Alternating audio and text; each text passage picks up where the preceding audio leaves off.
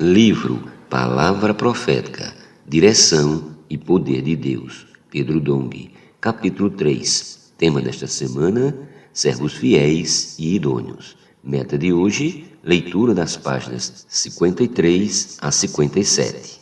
Reconhecer o canal de Deus.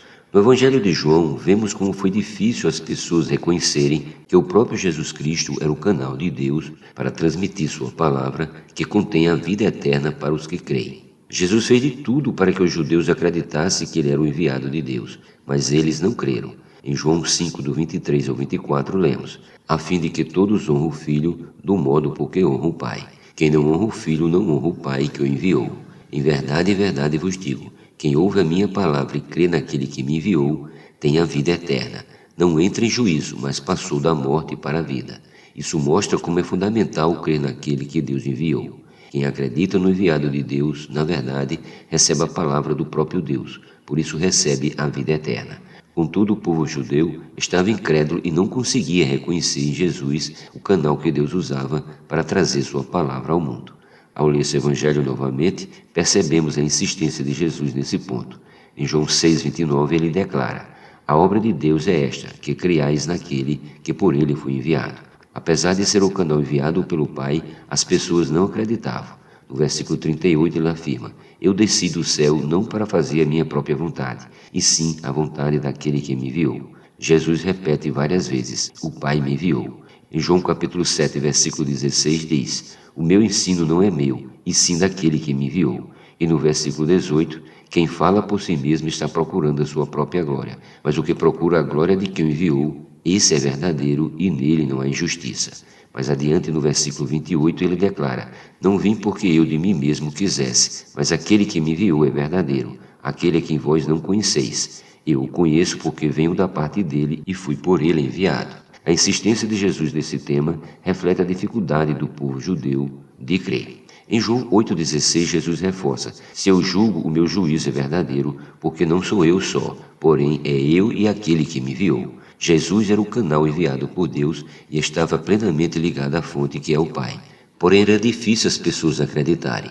Nos versículos do 28 ao 29, ele continua: disse-lhes, pois, Jesus: quando levantardes o Filho do Homem, então sabereis que eu sou, e que nada faço por mim mesmo, mas falo como o Pai me ensinou.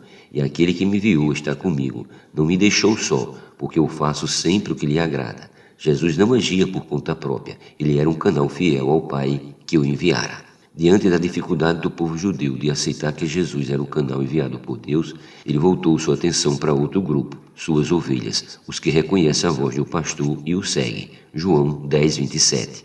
A partir desse ponto ele focou nos que creram nele. Em João 14:24 lemos: quem não me ama não guarda as minhas palavras, e a palavra que estáis ouvindo não é minha, mas do Pai que me enviou. Em João 17, Jesus fala a um grupo menor, os que creram: a vida eterna é esta, que te conheço a ti, o único Deus verdadeiro, e a Jesus Cristo a quem enviastes. Versículo 3. No versículo 8 ele continua: eu lhes tenho transmitido as palavras que me destes, e eles as receberam e verdadeiramente conheceram que saí de ti, e creram que tu me enviaste. Por haver um grupo que creu, Jesus pôde realizar sua obra na terra. Até então parecia falar contra a parede. Suas palavras eram rejeitadas e incompreendidas. Graças a Deus ele encontrou nos 11 discípulos e em outros como os de Betânia, João capítulo 12, receptores que creram que ele era o enviado de Deus.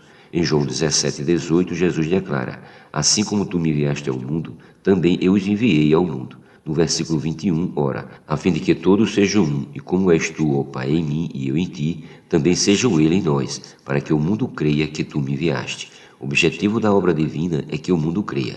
No versículo 25 ela afirma: Pai justo, o mundo não te conheceu, eu porém te conheci, e também estes compreenderam que tu me enviaste. O mundo rejeita e não conhece a Deus, mas ao ver a obra que ele realiza em nós, poderá reconhecer que Jesus Cristo era de fato o enviado de Deus. Hoje a vida da igreja está ultrapassando os limites da vivência cristã superficial, restrita a finais de semana sem comprometimento do restante do tempo. Não há mais espaço para o clero que cuida das coisas espirituais, enquanto os outros se ocupam com o mundo secular. Graças a Deus estamos vivendo a realidade da igreja em Filadélfia, uma igreja que tem a realidade de Deus. O Senhor se apresenta como Deus santo e verdadeiro, conduzindo-nos para fora da aparência do reino dos céus e em direção à sua realidade.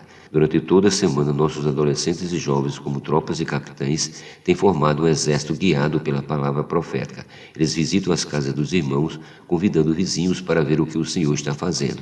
Muitas pessoas têm sido alcançadas. O que encontra não é um ajuntamento religioso, mas um viver cheio do Espírito e da vida divina, produzido pela palavra. A igreja em Filadélfia experimenta nova realidade, pregando o evangelho do reino. Todos os membros funcionam apacentando cordeirinhos e ovelhas, cuidando de novos convertidos e pregando o evangelho nas ruas. Estamos desvinculando-nos da esfera terrena e religiosa por meio daquele que se entregou a si mesmo pelos nossos pecados para nos desarraigar deste mundo perverso, segundo a vontade de nosso Deus e Pai. Gálatas 1:4.